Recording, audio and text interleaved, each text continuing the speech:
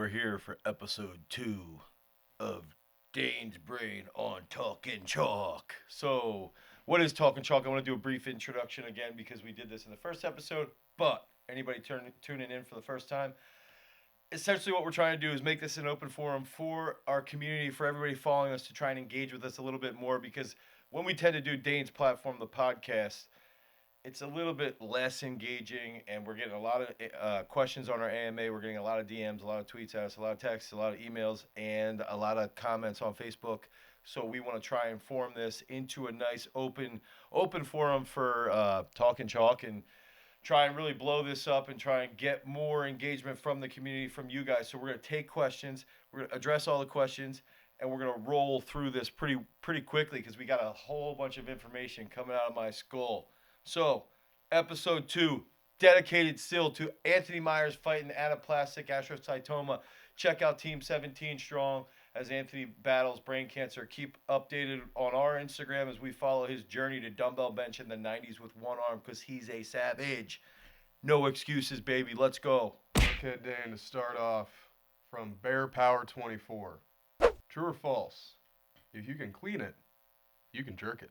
False. Wrong, wrong, wrong, wrong. Wrong, wrong, wrong, wrong. I wish it was true. I wish it was 100% true. I think that the clean, it's weird because there's some people where the jerk is always the limiting factor. And I think that's my weakest point as a coach is actually getting jerks to be executed a little bit more effectively.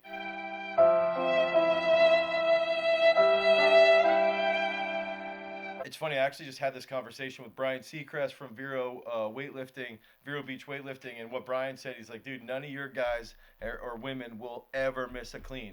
And he was, specifically talking about Anton Esterbrook at Youth Worlds when he was cleaning weights and blacking out hard because they're just massive weights. And the funny thing is, we don't have massive squats at our gym. Most of our athletes are not big squatters. We're just good at weightlifting and doing things that we should be doing, which is the clean. And ultimately, our guys and girls are going to hit the clean. I'd say 75 to 80% of their misses are on the jerks and cleaning jerks. So sadly, I wish that was not the case. I wish they would be hitting those jerks. But I think it does have a little bit to do with body type. And I also think it has to do with how they feel on the dip. And I do think this is where I could start pushing those front squats a little bit more with my weightlifters because I do believe front squats has a pretty good correlation to a monster jerk. So. From Kim Baylor. First time traveling / flying for a comp coming up soon. Any travel tips? Oh, man, I think that's like the hardest thing for me is that when I'm traveling, it can get pretty difficult to train. But I think what ends up happening is you've got to set your schedule. It's just like life. If you can set your schedule ahead of time the night before and have everything mapped out as to what you need to execute, and then when you wake up, you already have that plan in place. You execute, then you feel good. You're getting things done. You're getting tasks done. You're achieving your goals on a day-to-day basis, on an hour-to-hour basis, and now all of a sudden you feel good. And it's the same thing with traveling. I think for me personally, I don't mind if I can set in my mind, when I'm traveling, okay, I've got a 3-hour layover. I'm going to try and walk around the airport for the next 40 minutes so that I can get some exercise. I'm going to walk to the furthest Starbucks away to try and get 2 or 3 miles of walking in.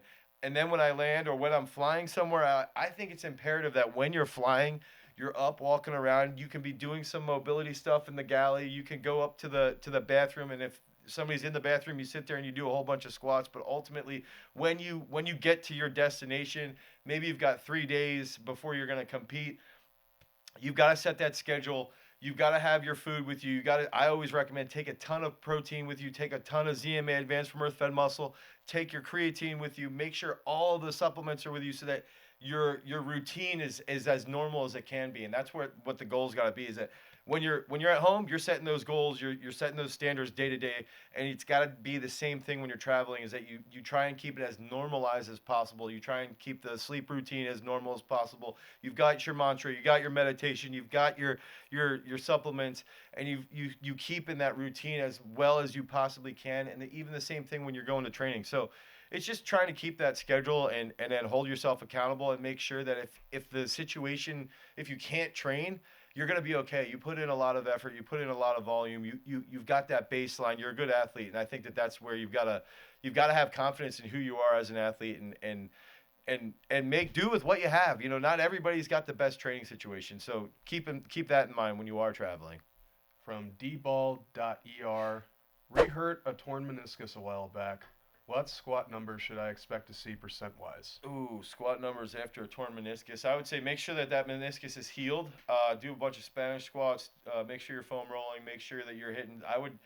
What I would do, and I'd recommend you buy a custom program from GarageStrength.com, and I will program you an entire squat-based program for 6 weeks to get you back a lot faster and to get you stronger and to feel healthier with that meniscus. But I'm going to give you a little bit of a trick. I would go the first 3 weeks smashing BFR work, and if you could smash some BFR work, blood flow restriction, I would follow. If you can go look, I did a little bit of a study on BFR on YouTube going back about a year ago, testing velocity at 170 kilos over a 12-week time frame, and it's a pretty cool study that I put together on myself. But I would recommend working with BFR, and I would sit there and say, you know what, let's say 6 months, let's get back to where we were. Set that goal that's realistic, 6 to 7 months from now. And then when you beat it, if you do beat it, you're going to feel a lot better than sitting there, well, in 4 weeks, I want to get back to 100%. So I think that spend that 6 to 8 weeks, you know, really just focusing on recovery and healing up